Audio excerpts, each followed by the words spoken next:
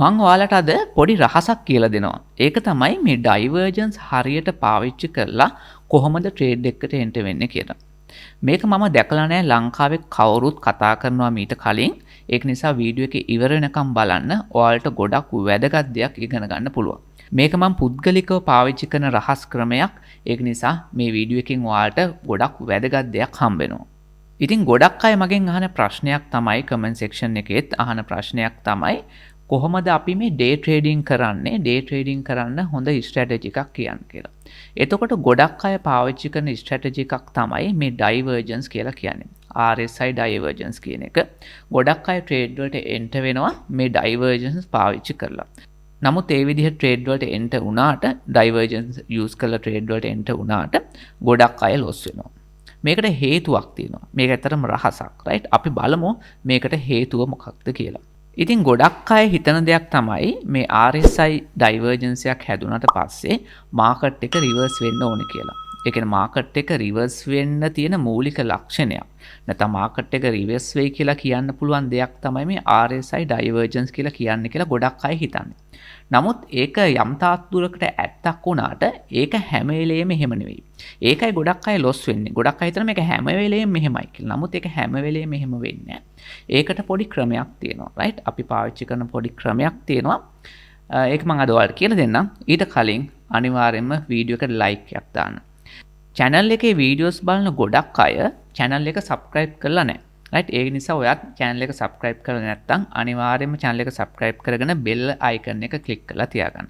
මොකද ගොඩක් අය subscribersලා වැඩි වෙනකොට මම කරන වීඩියෝස් ගොඩක් වැදගත් වීඩියෝස් ඉස්සරහට එනවා. right? ඒක නිසා ඔයා කැමති නම් මේ වගේ trading වීඩියෝස් වලට වීඩියෝ එකට like එකක් දාලා channel එක subscribe කරලා තියාගන්න. ඊට පස්සේ අනෙක් දේ, right? මම ගොඩක් වැදගත් තොරතුරු මගේ social accounts වල දානවා. ඒ කියන්නේ Facebook එකේ, Instagram එකේ, TikTok එකේ, ඒ වගේම Telegram channel එකේ. ඒ නිසා මේ social accounts follow කරලා තියාගන්න. ඒ වගේ links මම පල්ලෙහා description එකේ දාන්නම්. right? වියදමක් යන්නේ නැහැ නේ ඔයාලට නිකන් follow කරන්න තියෙන්නේ. මොකද ගොඩක් news, right? ලෝකයේ සිද්ධ වෙන ගොඩක් news මම ඒකේ දානවා, post කරනවා, daily දානවා. ඒ නිසා ඔයාලට ලොකු update එකක් ගන්න පුළුවන්. Facebook එකේ එහෙම අනිවාර්යෙන් ඒ නිසා ඒවා follow කරලා තියාගන්න. හරි. එතකොට අපි බලමු මොකද්ද මේ divergence කියලා කියන්නේ කියලා. divergence ගැන දන්නේ නැති කවුරු හරි ඉන්නවා නම් divergence එකක් කියලා කියන්නේ chart මේ උඩ තියෙන chart එක. ඒ කියන්නේ price action එක candlestick, right? chart එක මෙහෙම වෙනස් වෙනකොට, right? RSI එක මේ විදිහට අනිත් පැත්තට වෙනස් වෙන්න ඕනේ. ඒ කියන්නේ chart එක high එකක් හදනකොට RSI එක lower high එකක් හදන්න ඕනේ. මම මේ ගොඩක් සරල විදිහට කිව්වේ. මේකේ තව hidden divergence තියෙන ඒ වගේ කීපයක් තියෙනවා. අපි ඒවා ගැන හිමීට කතා කරමු ඉස්සරහට. හරි. එතකොට ගොඩක් අය කරන දෙයක් තමයි මේ වගේ divergence එකක් හැදෙනකොට. ඒ කියන්නේ chart එකේ මේ වගේ එකකුයි, right? high එකකුයි RSI එකේ මේ වගේ lower high එකකුයි හදනකොට එයාලා මෙතෙන්දි trade එකට enter වෙනවා market එක reverse වෙයි කියලා හිතලා. නමුත් ඒක 100%ක්ම හරි නෑ. right? ඒකට හේතුව මම ඔයාලට කියන්නම්. මම පාවිච්චි කරන ක්‍රමය මම ඔයාලට කියන්නම්. අපි RSI එක දාගත්තොත් එහෙම අපි මෙතෙන් නිකන් RSI එක දාගමු. right? normal RSI indicator එක දාගන්න. එතකොට ඔයාලට පේනවාද මෙන්න මේ lines දෙකක් මේ තියෙන්නේ. right? උඩ තියෙනවා 70% line එක. පල්ලෙහා තියෙනවා 30% line එක. right? ඒ කියන්නේ මෙන්න මේ 30% and 70% line එක හරිම වැදගත්. right? මම දැනට මේ indicator එක අයින් කරගන්නම්. මම ඒක වෙනුවට මෙතන ඇඳගත්ත මේ තියෙන්නේ මම පොඩි channel එකක් වගේ ඇඳලා තියෙන්නේ. right? ඒකේ මේක 70% line එක එතකොට, right? මේක 30% line එක. right? මම මේක පැහැදිලි කරන්න ලේසි වෙන විදිහට ඇඳගත්තේ මේ විදිහට. මේක 70% line එක, මේක 30% line එක. right? එතකොට මෙන්න මේක හරිම වැදගත්. මේක කවුරුත් පාවිච්චි කරන්නේ නැහැ. මම දැකලා නැහැ ලංකාවේ කවුරුත් මේ ගැන මෙහෙම කතා කරනවා. right? ඒක නිසා මේක හරි වැදගත් point එකක්. right? ඔයාලා day trading කරන්න strategy එක develop කරනවා නම් මේක හරිම වැදගත්. right? එතකොට මේ වගේ දැන් RSI එක මේ වගේ divergence එකක් හදනකොට, right? මේ වගේ divergence එකක් හදනකොට ඔයා පළවෙනියෙන් බලන්න ඕන දෙයක් තමයි දෙවෙනි divergence එකේ දෙවෙනි point එක, right? කොහෙද තියෙන්නේ කියලා. divergence එකේ දෙවෙනි point එක මේ overbought, right? මේක මම කියනවා මේ 70% වලට වඩා උඩින් තියෙනවා කියන්නේ overbought, right? ඒ කියන්නේ market එකේ price එක, ඒ කියන්නේ buyersලා අපි හිතන ප්‍රමාණයට වඩා average percentage එකට වඩා වැඩිපුර buy කරනවා. ඒකට overbought. 30% ට අඩුයි කියන්නේ oversold. ඒ කියන්නේ sellersලා ගොඩක් වැඩි average ප්‍රමාණයට වඩා. එතකොට මාකට් එක අප් වෙන්න පුළුවන්. overbought වුණාම මාකට් එක අනිත් පැත්ත හැරෙනවා. oversold වුණාම මාකට් එක අනිත් පැත්ත හැරෙනවා. ඒ කියන්නේ up trend එකක් යන්න පුළුවන්. මේක බේසික් දෙයක්. එතකොට අපි බලන්න ඕනේ මේ overbought එකේම තියෙනවා නම් මේ දෙවෙනි point එකත් එතෙන්දී මාකට් එක reverse වෙයි කියලා අපිට හරියටම predict කරන්න බෑ. ඒකේ සම්භාවිතාවය ගොඩක් අඩුයි. හැබැයි ඒත් එක්කම මම මේ දෙවෙනි උදාහරණය ඇඳලා තියෙන විදිහට මේ price action එක මේ වගේ high එකක් පෙන්නද්දී RSI එක මේ වගේ lower high එකක් කොහොම පෙන්නනකොට ඒකේ දෙවෙනි point එක right දෙවෙනි point එක මේ 70% area එකයි 30% එකයි අතර තියෙනවා නම් ඒ කියන්නේ overbought නැත්තම් එතෙන්දී market එක reverse වෙන්න තියෙන සම්භාවිතාවය මෙතෙන්දී වඩා ගොඩක් වැඩි. ඒක 80% වලට වඩා වැඩි.